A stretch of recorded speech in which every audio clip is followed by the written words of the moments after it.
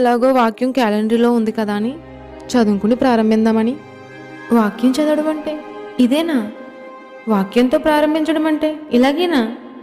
అదీ కాక ఆ వాగ్దానంలో ఉన్న ఆశీర్వాదం ఈరోజే నెరవేరిపోవాలా? నీకెంత స్వార్థం! ఇందులో స్వార్థమేముంది? తెల్లవారు లేచిన తర్వాత కనీసం ఒక అధ్యాయం కూడా చదవలేదు, దానిని ధ్యానించడం లేదు, దానిలో ఉన్న అర్థాన్ని గ్రహించి నువ్వు సరిచేసుకున్నదీ లేదు. క్యాలెండర్లో ఉన్న ఆశీర్వాదపు వచనాలు చదివి అవి నెరవేరిపోవాలనుకోవడం స్వార్థం కాదా?